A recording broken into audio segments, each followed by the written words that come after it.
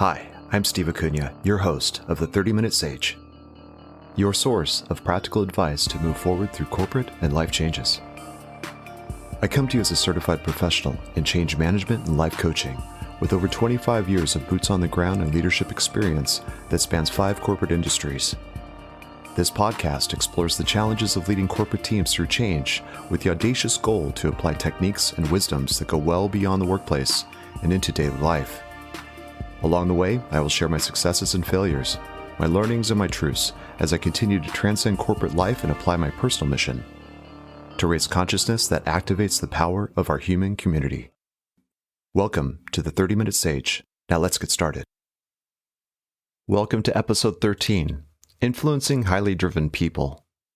Hey, before we get into the content, let's talk about the format of the podcast. First off, the podcast is casual, so it's more like a conversation.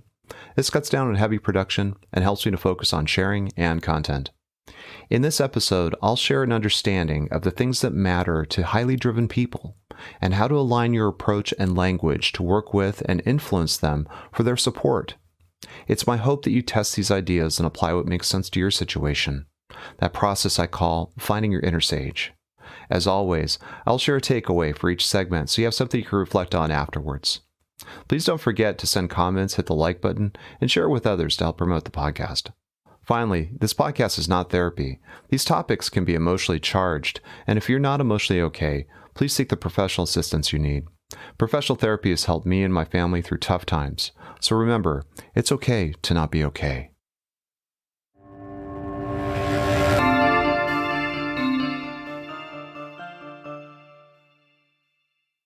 All right, let's get into our segment. This particular episode is about influencing driven people, and you're probably wondering, what is up with this particular subject? Why this one? Well, in my career and just in life, I've dealt with a lot of driven people, which are folks that sometimes put a lot more emphasis on results than people. And that difference is hard for me sometimes because it's kind of visceral. I'm a people-focused kind of person, but at the same time, I can understand the need for the drive, the profitability, the results, all of those things that are critically important for businesses to stay in business. And businesses that stay in business help people as well, right? And so there's a lot of elements there that are about balance points for me.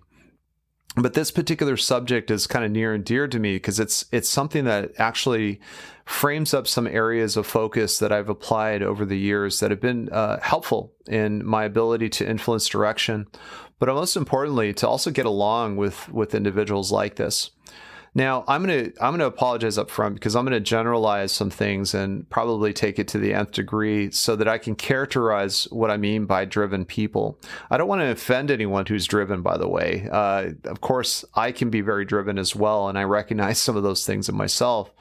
But I think it's really important to kind of characterize what this type of individual is like in order to kind of have this particular segment kind of land for you. In fact, this entire episode kind of land for you. So let me start with just a description of a person that I met years ago when I was new in my career and working with an industrial psychologist. This was the first real important job that I had, and it was really impactful for me because it was about understanding the differences of behavior in people that actually contribute to problems within business. And so what we did is we utilized personality profile assessments to really just understand tendencies of behavior. These are preferences that people have. They're not in no way, shape, or form are they meant to kind of characterize people and put them in boxes. But it does give some sense of understanding about what people expect when it comes to communications, when it comes to the way that they like to see their work environment and what they're rewarded for. So these are the kinds of things that I worked on for a few years that helped me to really identify opportunities to improve teams, to build rapport and dynamics, positive dynamics within teams and organizations, as well as taught me how to do some outside sales. So let me jump into a little bit of a storyline around the outside sales part. I was fortunate enough to get an appointment with a CEO of an engineering company out of the Southwest, and this person happened to utilize one of our personality assessment forms, and it sent it back to me. And so I had it. I did a report on it, and I was fascinated by this person's tendencies, their personality traits, as they described through this form, right? And so what the person showed up was a very strong, dominating type of personality that really put very little to no value in the people side of things, the friendliness, the connections. This person was all business from the way they looked on paper. And so I was curious about how this person was going to show up when I met them. And obviously, he was looking for improvements in performance for his business and recognized that he had some work to do, or perhaps the organization had some work to do to build and to build out some team development as well as conflict resolution, things like that. So he had something in mind. He had an agenda. So I started thinking about how I was going to prepare for this meeting, and I started to set some expectations for myself. And what I did is I actually lowered my expectations in order to preserve my personal power. What I mean by that is I didn't put all my eggs in one basket with this particular meeting. I actually set up other meetings, so that I would essentially have fallback positions if this didn't go well, so that I could build myself back up or protect my own sanity, So lowering my expectations was part of my approach to say, well, if I get something with this person, great. If I don't, it's okay. I've got other things I'm doing, and those other things are just as important. So it made it that way for myself, and it preserved my confidence, and it also changed my voice to basically be a lot more direct, as well as more business-minded, to focus on other avenues if it falls through with this person. All right. So that's the first thing I did. The second thing I did was I kind of gamified it.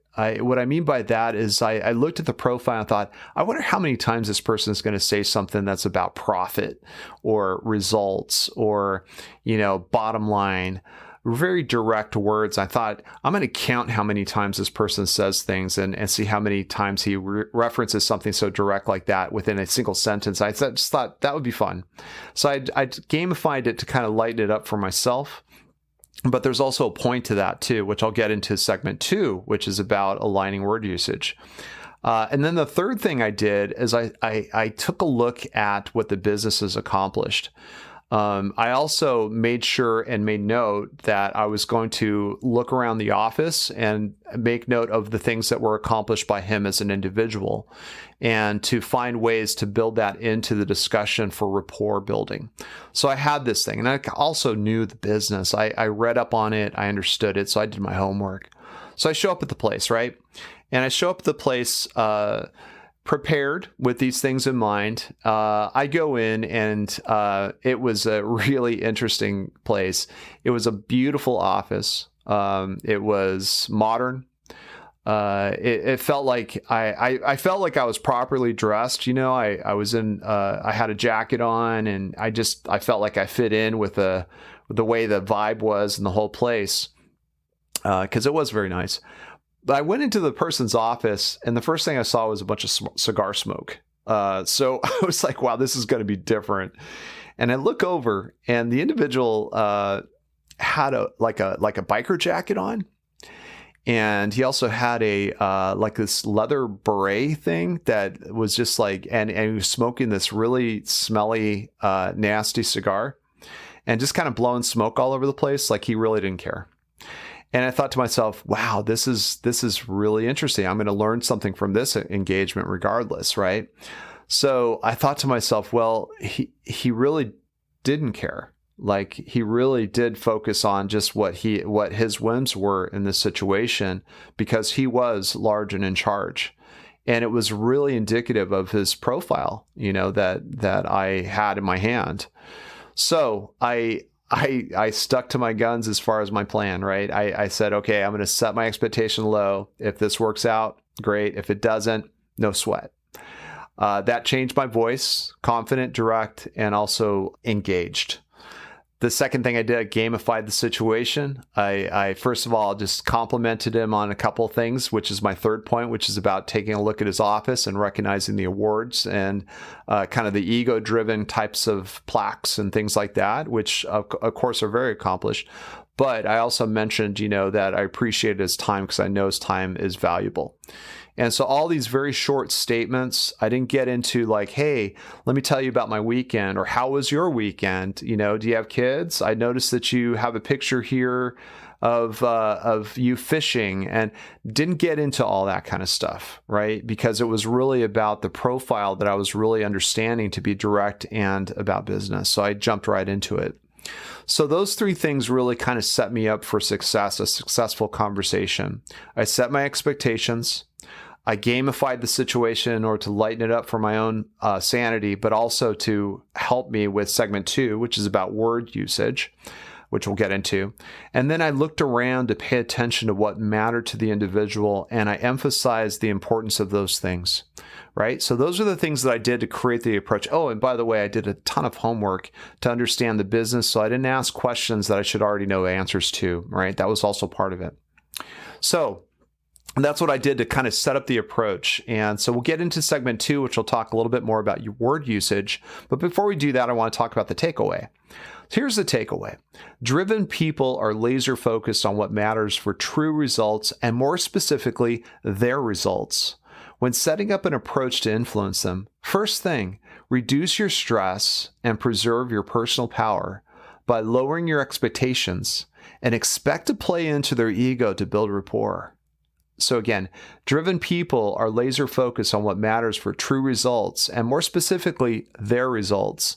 When setting up an approach to influence them, first thing, reduce your stress and preserve your personal power by lowering your expectations and expect to play into their ego to build that rapport. Now join me in segment 2 to learn about aligning word usage so that you can apply your words in a way that actually connects with individuals like this and helps to influence direction.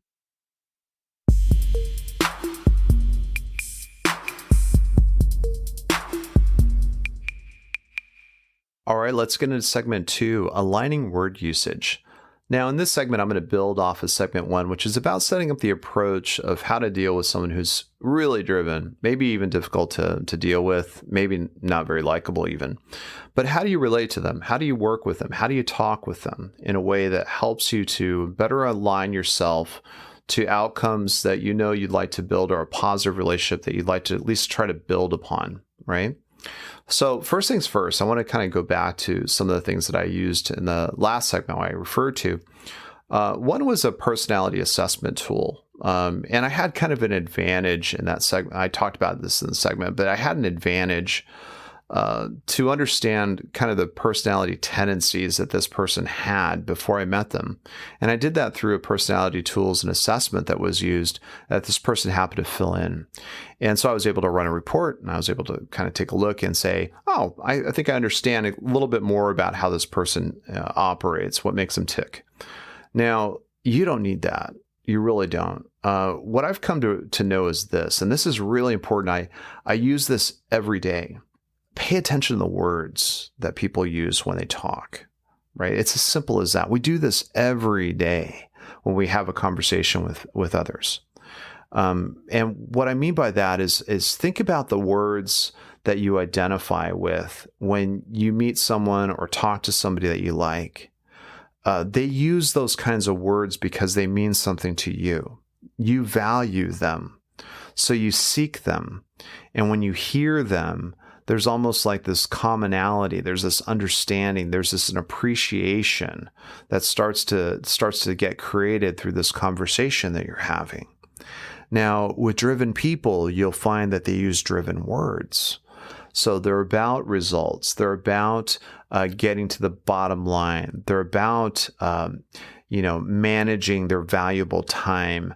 All these things that are about purpose, right? Like, why are we wasting time? Why are we not focusing this conversation in this direction?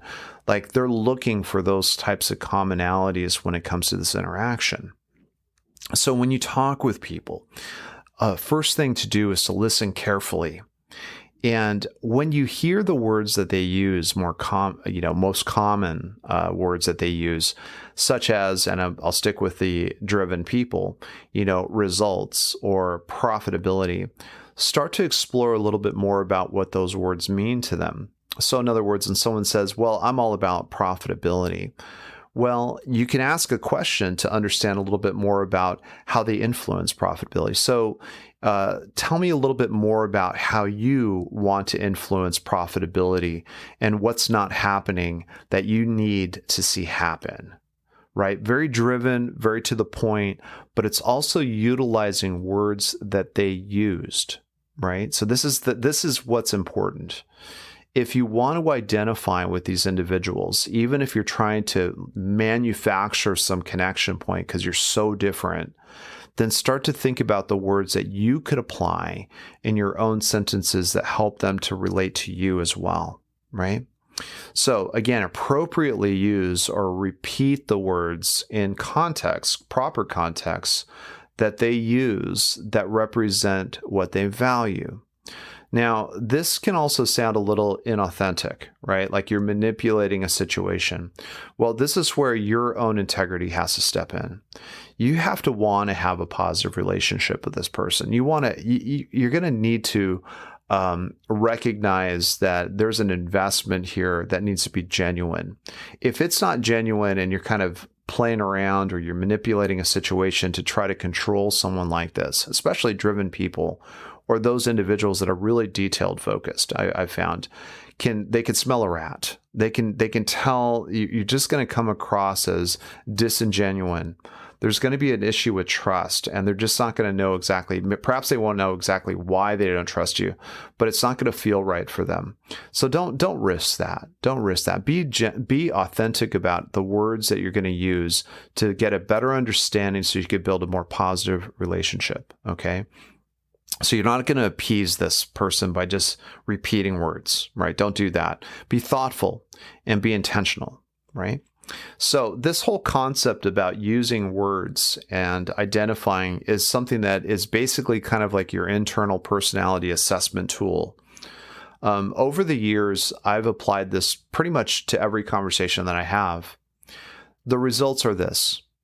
I believe, because I'm able to understand those words that are important to individuals, use them in proper context, truthfully and authentically in the way I'm trying to relate to the individual, that I can create situations that are much more comfortable and more comfortable in a quicker fashion when I meet new people.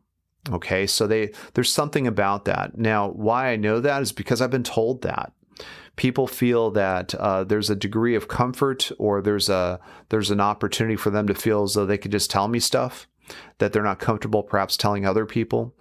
This is all with intention, because I'm showing integrity, I'm showing truthfulness, but I'm also utilizing words that speak a common understanding of what we're trying to achieve in our conversation.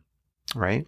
So this brings me to takeaway number 2, which I'll build on in takeaway number 3. But the takeaway number 2 is this. Driven people use driven words in their language. Listen carefully for these words and use them authentically yourself to represent your perspective. This will tune you in to a common understanding, which starts a mutual vision of the purpose of your relationship. So again, driven people use driven words in their language. Listen carefully for these words and use them authentically yourself to represent your perspective. This will tune you in to a common understanding, which starts a mutual vision of the purpose of your relationship. Now, in the next segment, I want to build upon this concept in a way that helps you to expand it for other personality types, in ways that help you to become more accustomed to making people comfortable, so that you can relate to more people and you can build better outcomes with those relationships that you're cultivating.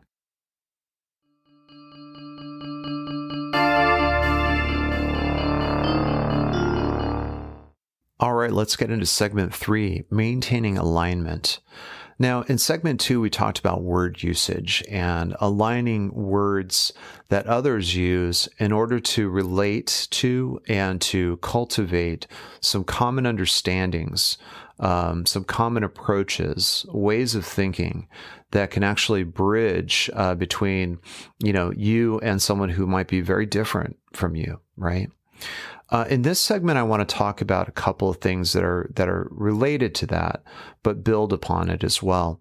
The first is about reclaiming personal power. Why that's even in the title of the episode. When it comes to this particular subject matter. Well, with a good intention of understanding others and finding ways to relate so that communication is smoother, you are gaining a new power. You're also perhaps even cultivating a power that you already have because you're adding additional intention to something that you might already be good at. So reclaiming power is about the recognition of this opportunity to connect with people in a different way. And in this episode, we're talking about words. We're talking about, how people express themselves to show what's important to them, what they're seeking, what they're hoping to hear from you as well and connect with you on, right?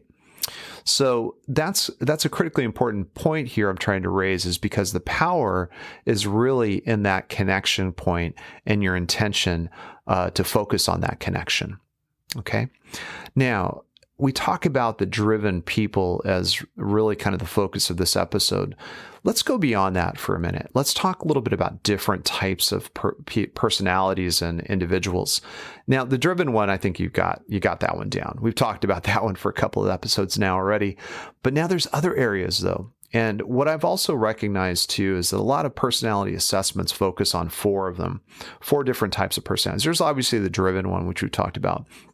There's also the socially sensitive type of individual, which is really about the relationships and connecting with people. And those individuals that like to be around people, they feel that status is also something that's important, and how they're liked around by other people. So that socially focused group is another one out there. And words that they use tend to be about teamwork. They can be about status. They can be about connection. They can be about getting together.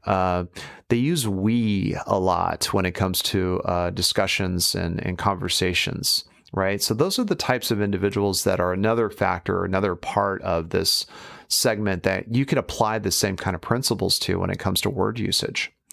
The third one is about individuals that are super detailed, very fact-driven, very scientific, individuals that really don't believe until they see it, if they can touch it, they can see it, they believe it, right? That's the kind of individual that really is about the facts and making sure that, everything kind of checks out. These individuals can use words that are really about data. They will use words like facts. They will also use some words that are similar to the driven words, where it's about, results based on facts, or what I see is what I know, or what I recognize from other experts is what I use for my decision making, right? Those kinds of things. And then the last one is really individuals that I believe are really much more about family. These individuals really like to see some predictability. They're kind of the steady, predictable types of individuals that just are always going to be, they're the ones that they're on time, they get stuff done, everything is moving forward. It may not be moving super, super fast, but it's consistent. And these individuals can oftentimes see their family see actually their teams as being like family, and their commitment to loyalty and their genuine nature is something that's just really, they're like the salt of the earth, if you will, types of individuals. And words that they use are about stability. Sometimes predictability is another one. There's this whole notion that perhaps change isn't something that they may really kind of align to very much, especially quick change. I mean, none of us really like immediate change. Sometimes, even if we get over it quickly, it's not always easy to handle. But in these individuals, that predictable nature, the family focus, the orientation towards a team environment where everyone is very balanced and moving forward with peace and balance is really important to these individuals, and they'll use those types of words, right? So why I bring these up? Well, let's take this to another level. It's not always about the words they use. It's also about the words they don't use. So if we use an example of the social individual who's focused on, the connection with people, could you go so far as to say that their fear by focusing on those words and that direction, their fear is about the disconnection, right? Their fear could also be about not relating to other people or to be alone, not belonging, right? Those types of fears are really what's being shown by the use of the opposite words, which is about connecting. It's about being together. It's about the we aspect of things, right? When it comes to others, such as those that are much more focused on data, the facts really kind of create almost like this provability, like making sure that things are right. So could you go so far as to say that perhaps those individuals are afraid of being wrong, that the facts are not going to tie out what they are looking for or needing or perhaps their decisions are not tying out because they don't have all the facts, right? So the use of the words around data and providing information and details is really important to them to reduce the fear of making perhaps a mistake. Another one that we talked about is the family focused, perhaps predictability and teamwork and consistency. Well, those types of words are really important to those individuals. So could you go so far as to say that quick twitch kind of changes and some changes that are really haphazardly planned could create a lot of disruption for these individuals to the point where they might not want to do or might revolt against an approach because it is disrupting their stability? And of course, the driven individuals that we talked about in the previous segments focused on results, getting things done. Could you go so far as to say that the fears are about failure, right? So why I'm getting to this fear concept is that you can apply the words also to remove, reduce, and reduce fears that actually create positive outcomes with your interactions of different personalities. So it's not just about the words people use, it's also about the words they don't use, right? So this concept is really important, and it kind of takes the other segments to another level. So test this, listen carefully, use and apply what I talked about in all three segments here to really understand how you can impact things in a positive way when it comes to building relationships and to having great conversations that are productive, that are optimized. Now, keep in mind, we're not always going to get along with everybody, but can you try to optimize the interactions so that you're getting the most and the best out of every interaction, even if you're not going to invite the person to dinner sometime or, to go and grab coffee or what have you. It's still a more optimal interaction if you take these things into consideration, and it allows you to build some new personal power in the way to manage circumstances so you yourself don't lose energy over these interactions. So this brings me to takeaway number 3, which is this. When you apply truthful words and solutions that remove fear, you cultivate positive outcomes that become sources of influence, loyalty, and healing. So again, when you apply truthful words and solutions that remove fear, you cultivate positive outcomes that become sources of influence, loyalty, and healing.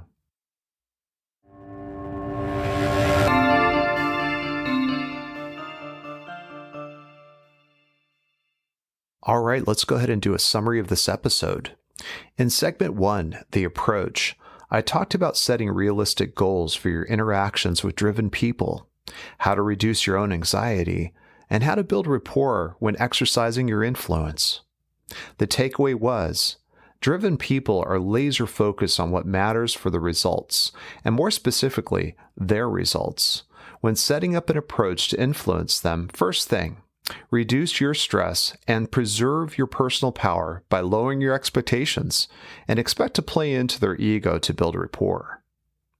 In segment 2, Aligning Word Usage, I discussed attentive listening skills that identify, relate, and use common words that resonate with people that have a driven personality. This concept helps you to sharpen your abilities to gain trust as you apply this approach with integrity and truth.